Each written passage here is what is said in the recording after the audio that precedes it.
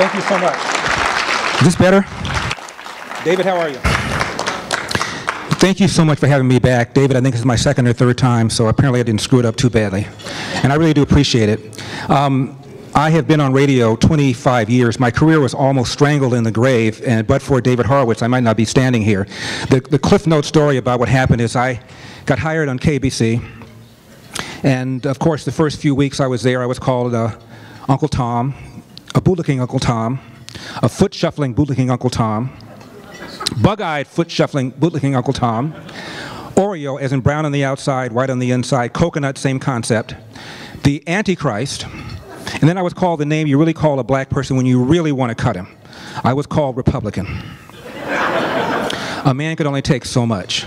So there was a group called the Talking Drum Community Forum. I later on found out it was no more than 4 or 5 people, all writing letters to all of my sponsors saying Larry Elder is a racist, anti-black, the most hateful guy on radio. Many of my sponsors were national. One of them was United, for example. They're based in Chicago, so they didn't hear the show. I was just local in those days. And so little by little, advertisers began dropping my show. We lost millions of dollars, and my show was on the brink of being canceled. David calls. What can I do? I said, David, I don't know that you can do anything. There's a bunch of idiots writing letters to my clients, saying lies about what I say on the air. The clients aren't here. In those days, you didn't have the internet, the social media, so they couldn't check to verify it. And the average advertiser does not want to get caught between the fire hydrant and the dog. And so they all left. David said, what if we raise some money, put some commercials on TV, increase your ratings, then they couldn't possibly fire you when your ratings are ascending. So David proceeded to do that. We ran a number of commercials. I think, I forget how much money you raised, David. It was almost a couple $100,000. 300,000? 300,000. And put a bunch of ads, very clever ads on television, and my ratings skyrocketed. Eventually, the boycott broke and they went away, but for what David did, I doubt that I would have survived. David, again, thank you very much for that.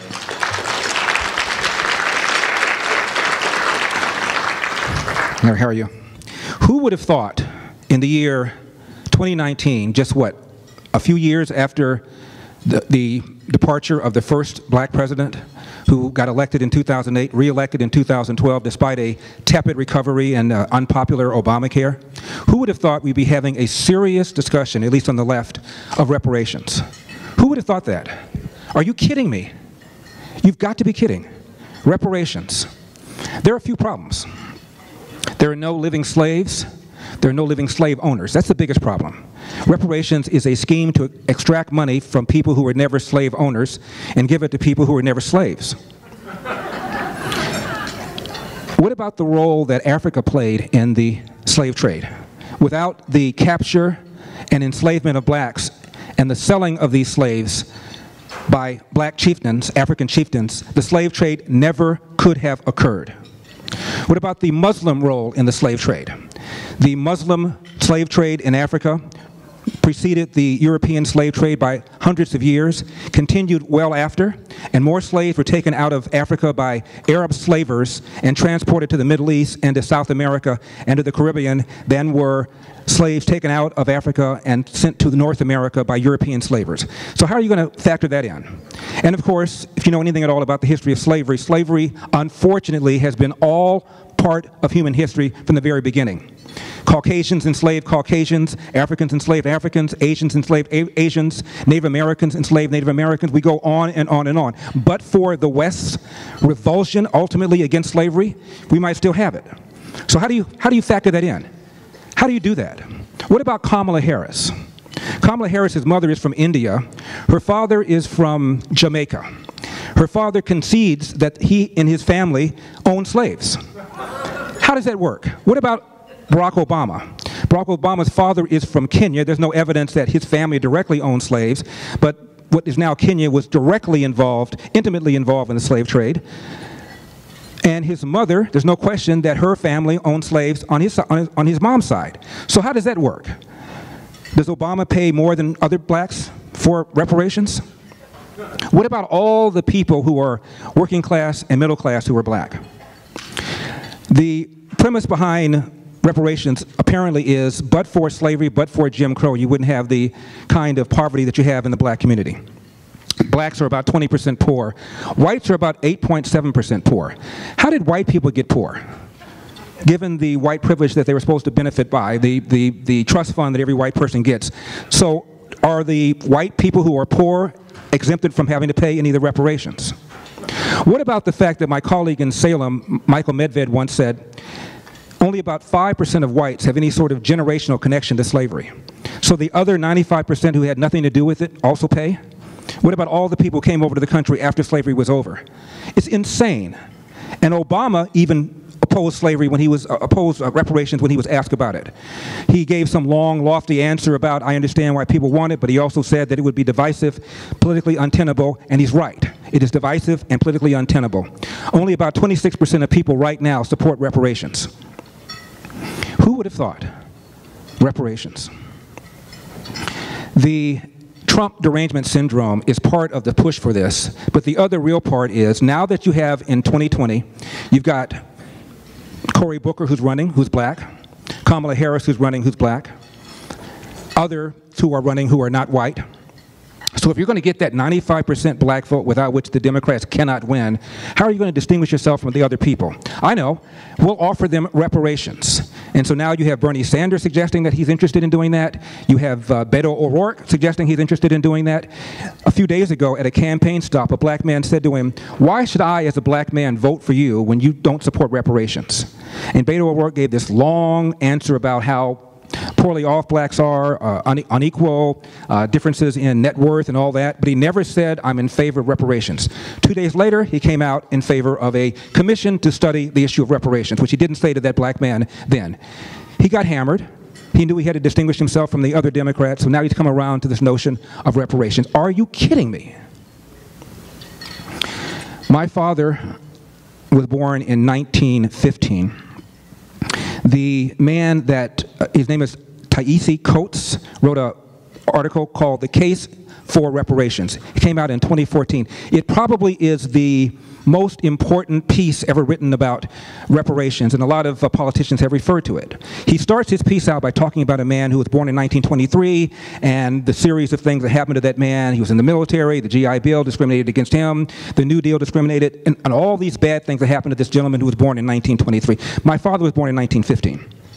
My father was born in Athens, Georgia. He does not know his biological father.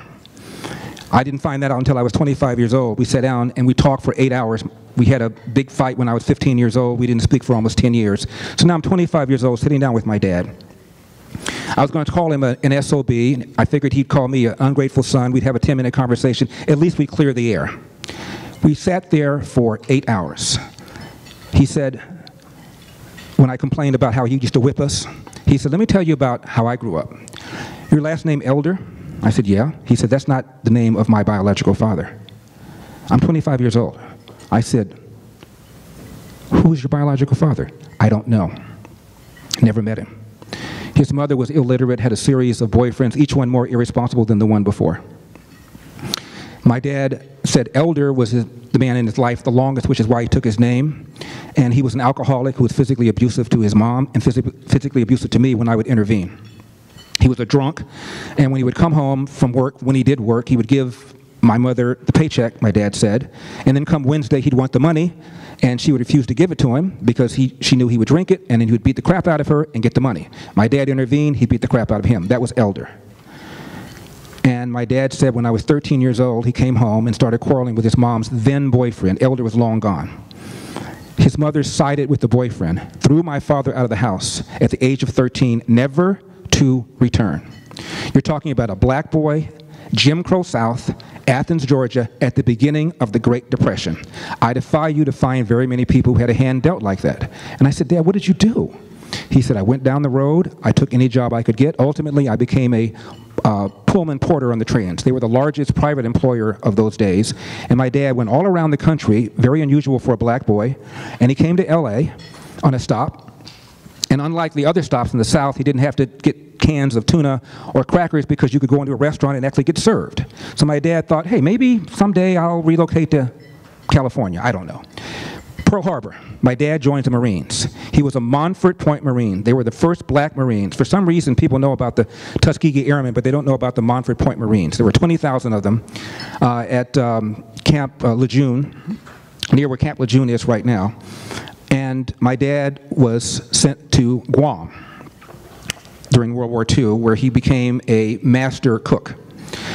And when the war was over, my dad went back to Chattanooga, where he had met and married my mom, and he wanted to get a job as a short order cook.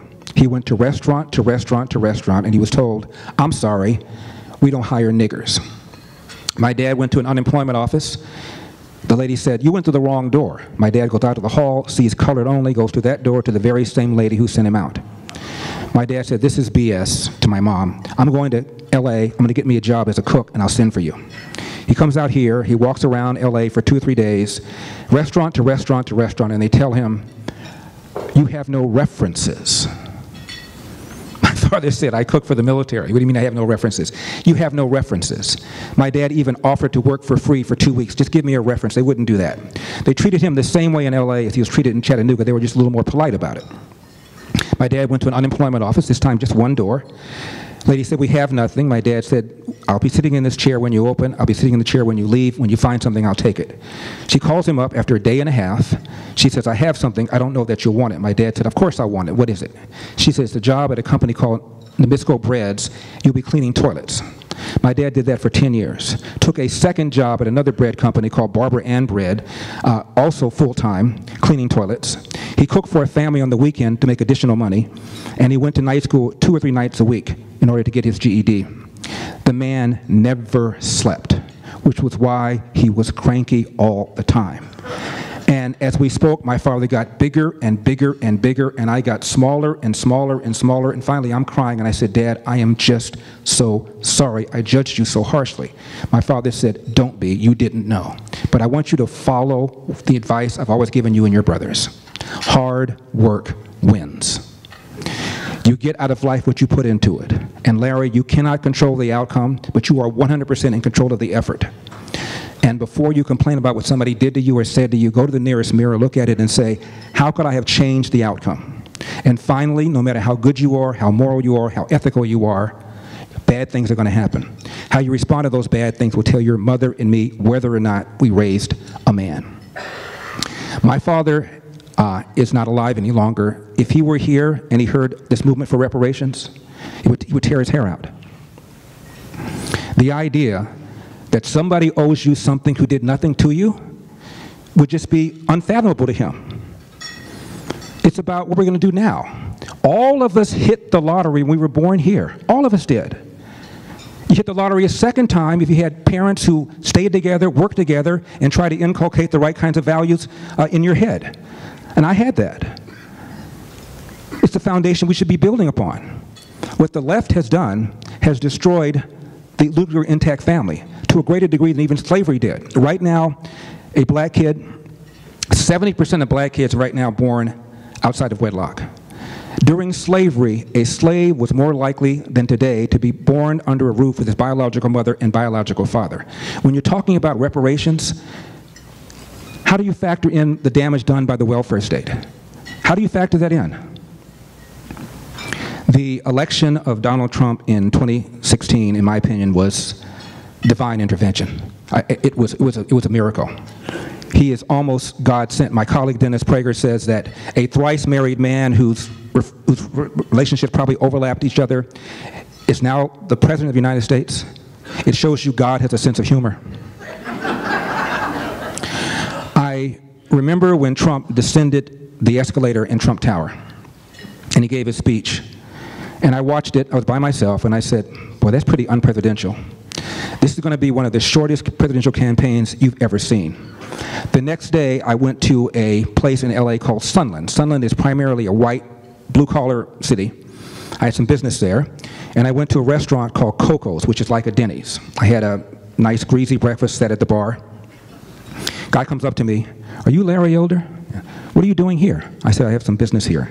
He said, "Did you see that guy last night?" I said, "You mean Trump?" I said, "Yeah." He said, "What did you think?" I said, "What did you think?" He said, "He spoke for me," and he walked away. I said, "That's interesting." 5 minutes later, another guy comes up. "You Larry Elder?" Same exchange. "Did you see Trump?" "Yeah." "What did you think?" "What did you think?" I tell you what, about time somebody stood up for us. Over the course of the next 45 minutes, I would say 12 people came up to me. Not all of them were white. One was Hispanic, one was Asian, and said the same thing. This guy is connecting the way he said nobody else has connected in a long time. I went on the air the next night and I said, this guy is going to become the nominee for the Democratic Party, and he's going to become the next president of the United States, and we ought to get behind him. And I campaigned with him and for him, and I remember campaigning with him in a church in Cleveland. And he stood up, and he talked about the importance of choice in school. I went to a school called Crenshaw High School. If you saw the movie Boys in the Hood, that's my school. Ice-T went there. And the reason he chose that school is because it, by that time, was called a Crip school, which means gangs run that school. He wanted to go to a Crip school. So President Trump talked about the importance of getting a good education and how parents should be empowered to say, I don't want to send my kid to an underperforming government school. The school where I went to school right now, according to a front page article in the LA Times about 3 years ago, only 3% of kids can do math at grade level. 3%, not a typo, 3%. What responsible parent would send his or her child to a school that is a Crip school where only 3% of the kids can do math at grade level? And the answer is nobody would. But if you don't have any money, you don't have any choice. So the lady across the street, down the street, within the geographical area that Crenshaw covers, has to send their kid to that school whether they like it or not. This is an absolute assault on the future of a child. There are think tanks on the left and think tanks on the right. The Brookings Institution is on the left, Heritage on the right. They both said the same thing about how one gets to the middle class. Finish high school. Presumably one where when you graduate you can actually read, write, and compute at grade level. Finish high school. Number 2, don't have a kid before you're 20. And number 3, get married first. You follow that formula, you will not be poor. It didn't say unless you are a descendant of slaves.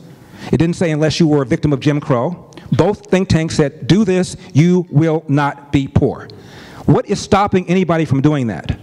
Other than an assumption that they're out to get you. They're out to hold you back. So these people, especially these white liberals, they're not doing you any favor by telling you you're a victim, by telling you you're oppressed. It's a lie. All you have to do is invest in yourself. What is stopping you from doing 2 good, hard hours of homework every night? What's stopping you? No one's stopping you other than a defeatist attitude, an attitude that it won't do any good because those guys are out to get me. So the left is not doing black people a favor. They think they are. I guess they think they are, but they're not. President Trump has been called a racist. Guy called my show, Larry, you're always defending this racist in the White House. We didn't start out very well, sir. Let's go back. You tell me the biggest thing that Donald Trump has ever said or done that makes him a racist. Guy paused for 10 seconds. He hadn't thought about it, obviously. He said, well, Donald Trump discriminated against people when he was renting apartments.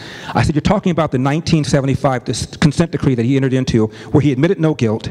He was 26, 27 years old, running his dad's business, and the government said that you were not renting to blacks and browns. In fact, they had rented to blacks and browns.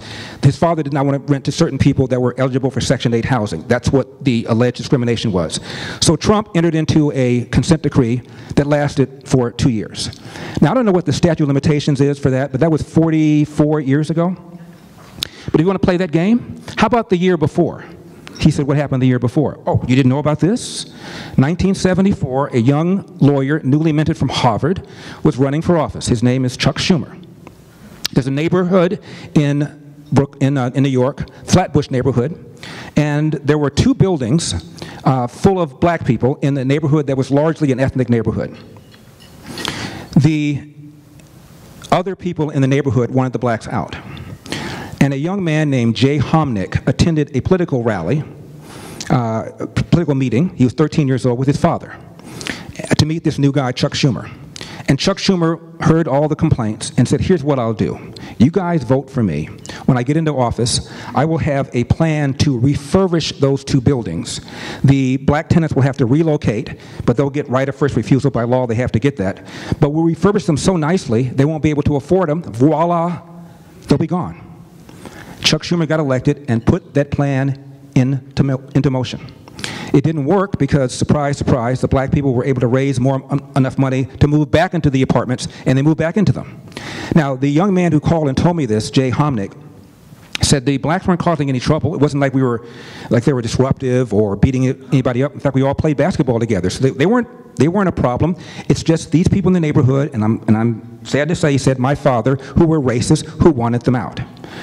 I've mentioned this story on my show for the last 25 years. I've written columns about it. I've interviewed Jay Homnick on my program.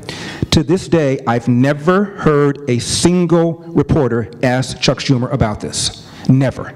Can you imagine if in 1974 Donald Trump had proposed that kind of scheme and could verify it? There were a number of people at the meeting. It's not difficult to find it out. They don't care. They couldn't care less. It's just amazing how the double standards are. Poor Joe Biden. I mean, Joe Biden has always been handsy. Everybody knows that. And you know what he wants to say. He wants to say, okay, I get it. I shouldn't have been that intimate. But my goodness, 2016, the entire election year, not a single reporter asked Hillary about the allegation made by Juanita Broaddrick that Juanita Broaddrick was raped.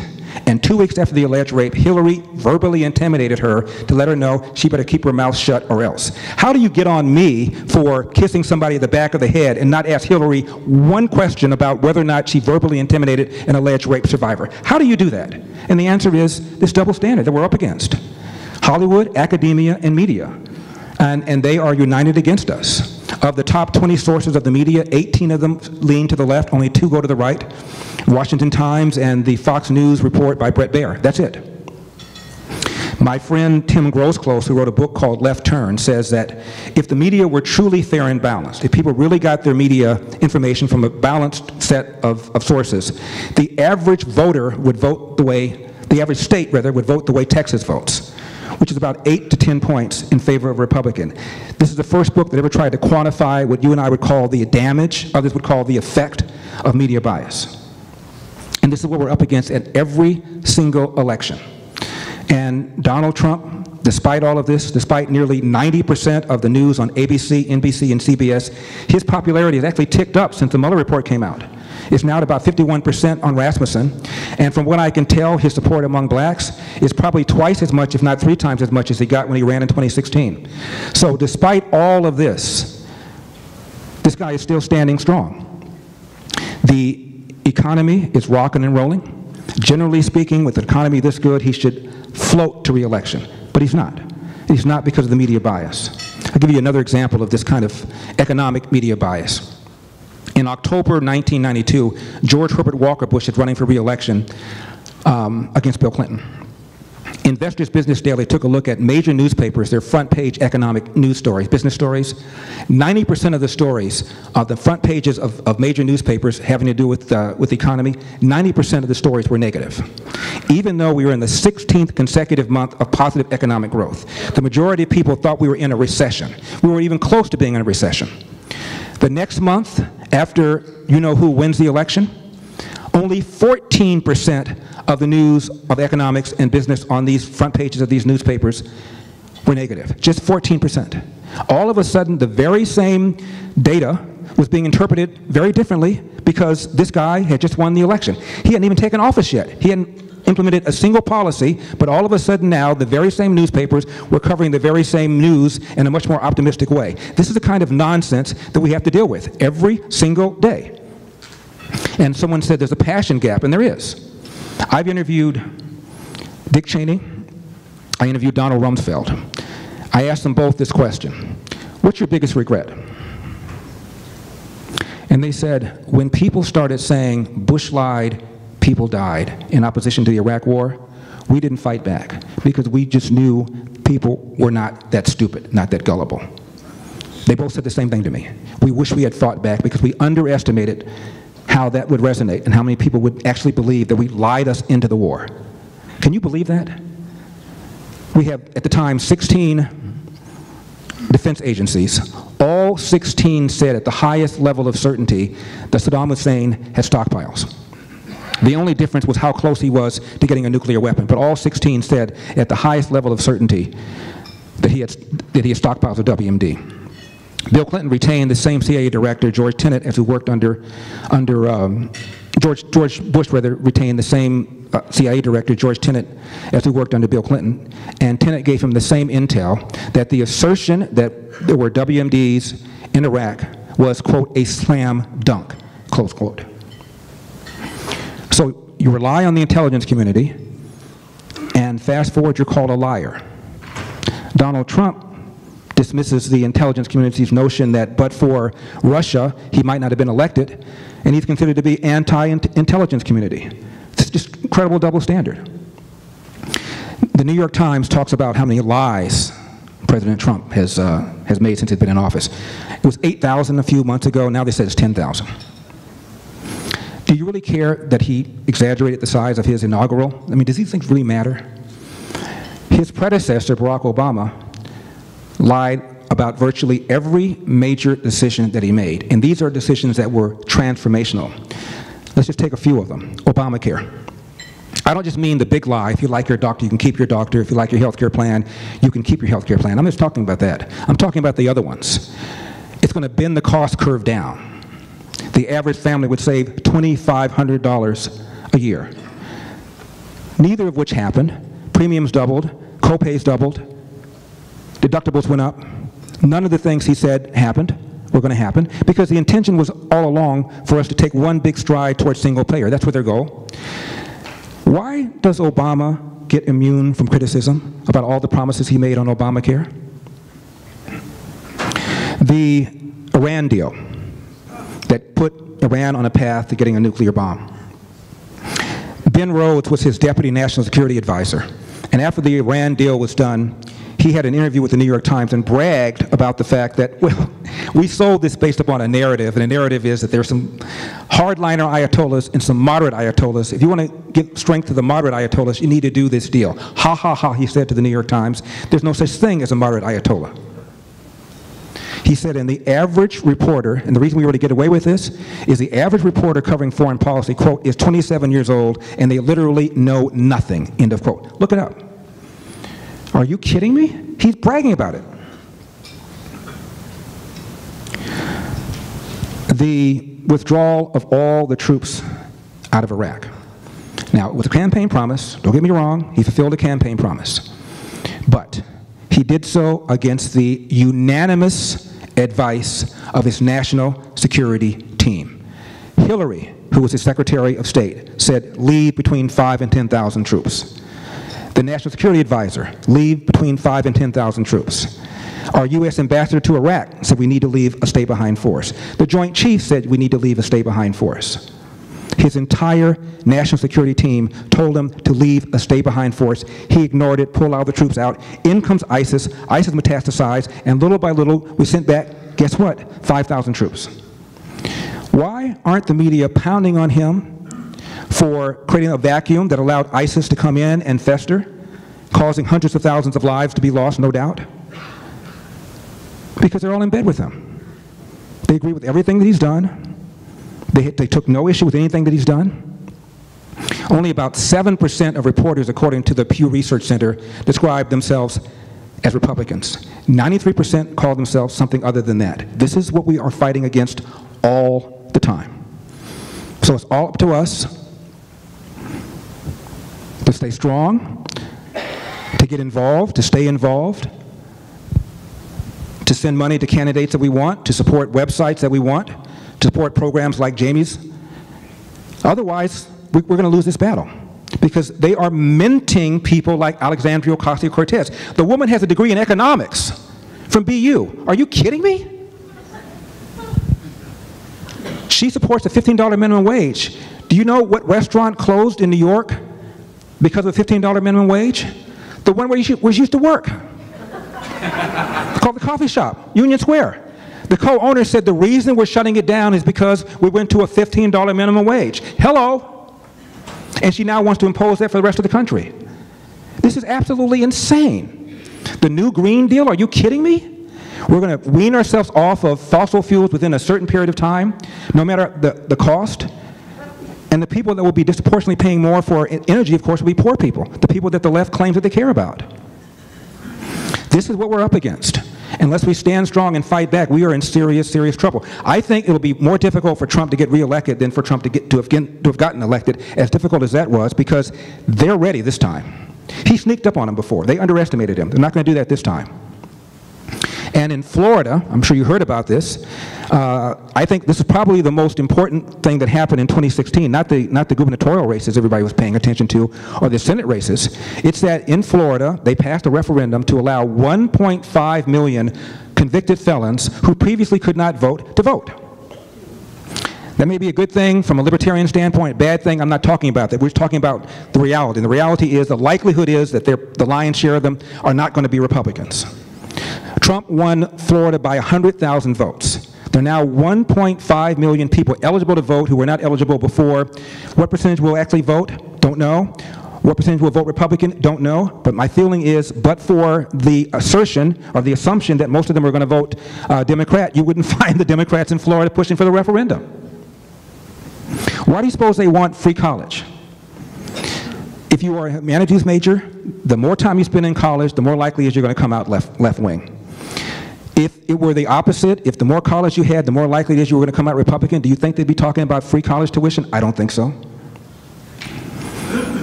Which is why they want the borders porous.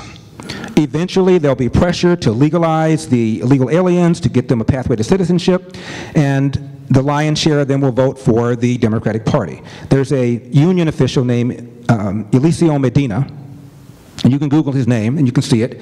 Shortly after Obama got elected, he gave a speech where he talked about comprehensive immigration reform. If we can get that through, he said, we'll have a governing progressive coalition for the long haul because at least 2 out of 3 will vote for us. That's why they don't care about the borders being porous. If the likelihood is where people coming in and ultimately they become American citizens and ultimately they become voters would vote Republican, we wouldn't be having this conversation. I want to end by saying this. Despite all the stuff that's going on, all of our challenges, this is the greatest country that's ever been created.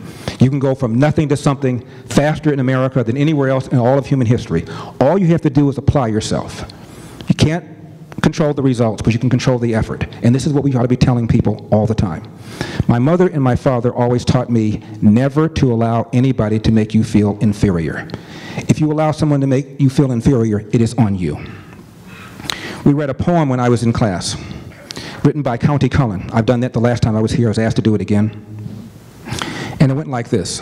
While riding through old Baltimore, so small and full of glee, I saw a young Baltimorean keep a looking straight at me. Now, I was young and very small, and he was no whit bigger, and so I smiled. But he poked out his tongue and called me nigger. I saw the whole of Baltimore from May until September. Of all the things that happened there, that's all that I remember. The class was furious, the teacher was furious, I was furious. The teacher talked about this being a permanent stain on his psyche. He'll always think of himself as a second-class citizen and so forth. I knew my mother was going to have a different attitude, but I didn't quite know what. So I went home that day. She was in the kitchen stirring a big pot of greens. I'll never forget it. I said, Mom, we read a poem in class by a guy named County Cullen, and I want to get your reaction to it. She said, go ahead. I said, it goes like this. While riding through old Baltimore, so small and full of glee, I saw a young Baltimorean keep a looking straight at me. Now, I was young and very small, and he was no whit bigger, and so I smiled. But he poked out his tongue and called me nigger. I saw the whole of Baltimore from May until September. Of all things that happened there, that's all that I remember. She took the spoon out of the pot, wrapped it on the side of the pot, turned to me, and she said, Larry, what a shame he let something like that spoil his vacation. How many wings do you want? And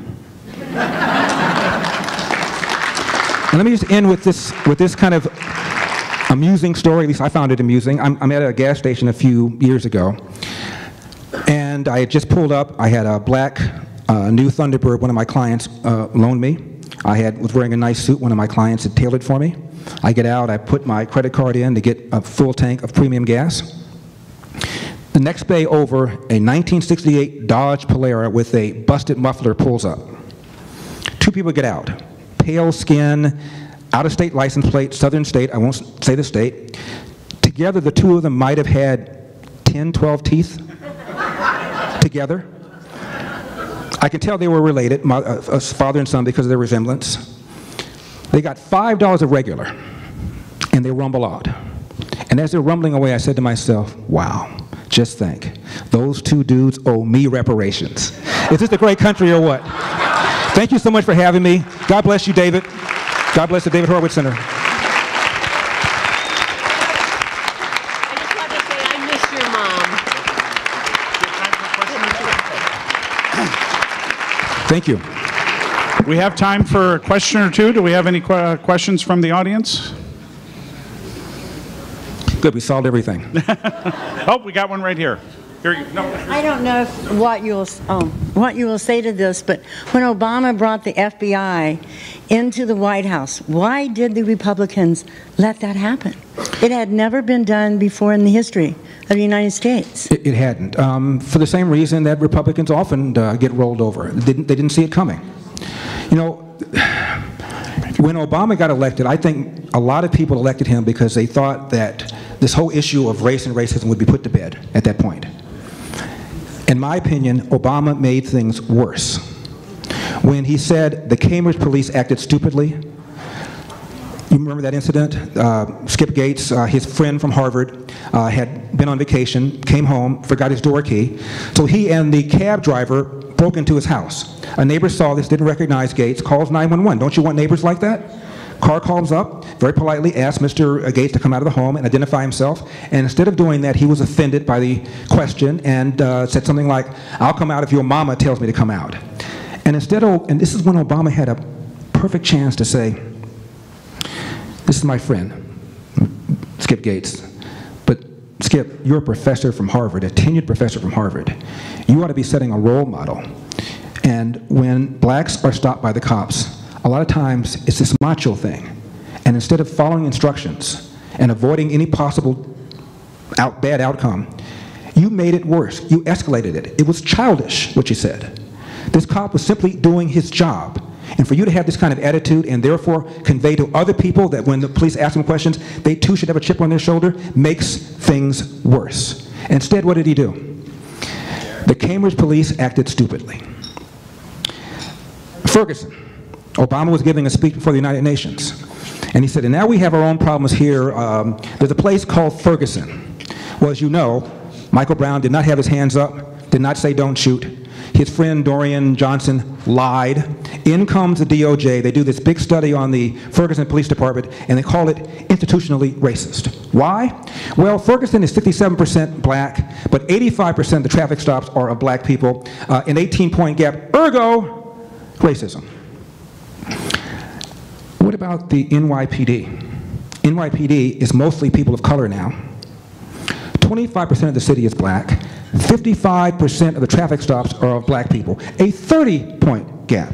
Why isn't NYPD even more institutionally racist than the Ferguson PD? And the answer is you can't do it by these kinds of stats. You have to do it by people's behavior. And in 2013, the DOJ put out a study done by what's called the National Institutes of Justice on race and traffic stops. 75% of black motorists admitted that they had committed an offense. And it turned out, no matter what the offense was, whether it was speeding, driving without a seatbelt, driving with an expired tag, no matter what it was, a black motorist was more likely to commit the offense. And so the DOJ study concluded that the differences in stoppages had to do with differences in offending. Similarly, years ago, when Christy Todd Whitman was the governor of New Jersey, she was ordered to do a study because a bunch of black motorists were complaining that they were being disproportionately pulled over by the New Jersey troopers on the turnpike. She did a study. Study came back and said, you know, because of the reflection of the sun and because many of the stops are at night, cops can't even tell what race you are. And it turns out, no matter the speed, a black motorist was more likely to be the speeder. The faster the speed, the more likely the motorist was to be black. They could not find any evidence whatsoever of any kind of systemic racism. Well, she didn't like the study, said that it was bad methodology. They hired a new group, do a new study, came back with the same conclusions. I don't know what you want to do now. Washington Post a few years ago looked at the 1,000 people that were killed by the police that year. 500 of them were white, 250 of them were black. There were more unarmed whites killed than unarmed blacks. Now, we all know the names of several unarmed blacks who were killed. Michael Brown was unarmed. Unarmed does not necessarily mean not dangerous. Michael Brown's DNA was found on the officer's gun because he was trying to get the gun. So just because you're unarmed doesn't mean you're not dangerous, but fair enough. Michael Brown, Freddie Gray, Baltimore, the Sandra Bland in Texas, the guy that died because of being choked in New York, all these cases. I gave a speech before the Ohio State football team. I was asked to speak before them by Urban Meyer at the time. When he called and he asked me to do it, I said, "Coach, you need to know something." He said, "What?" I said, "I went to Michigan." The man didn't say a word for 10 seconds, but he invited me to speak to his class. And I spoke to the class, and I mentioned all these stats, and I said there were 17 unarmed black men killed that year. There were about 25 unarmed white men killed that year. Name one. Room was silent. They couldn't name anybody. But the ones who are black, we know who they are. That's because the media cares. Meanwhile, any given year, recent years, 6,000 blacks were killed by other blacks. 95% of black people who are killed by black people. Where's Black Lives Matter? Let a white cop do something, in comes Black Lives Matter. This guy that just died, the rapper, just got murdered, Nipsey Hussle. In February, the LA Times published a study showing black motorists were disproportionately stopped in South Central. The mayor of LA, Eric Garcetti, ordered the police to cut down traffic stops, reduce the number of black people that you stop. February. March, shootings doubled. April, they're on track to double again. The area where Nipsey Hussle was murdered was an area where police used to have a much heavier presence, but because of Eric Garcetti, the presence was less. But for Eric Garcetti, who knows, this guy might still be alive. This is the damage that is being done by these kinds of lies. Lies that turn into policy, that turn into hurting the very same people that the left cares about. Baltimore, there were 6 officers, as I recall, tried. 3 of them were black. The mayor of Baltimore at the time was black. Still, the mayor is black. City council is all Democrats, majority black. The attorney that brought the charges is black. At the time, the AG of America was black, as was the president. Black president, black AG, black state attorney, black mayor, most city council black, 3 of the cops black, the judge that found 2 of the cops not guilty, black. And we're talking about systemic racism? Institutional racism? When blacks, at least in Baltimore, are running the institution? It's madness. Absolute madness. Your fault. You got me on this. Thank you so much. Okay, thank you.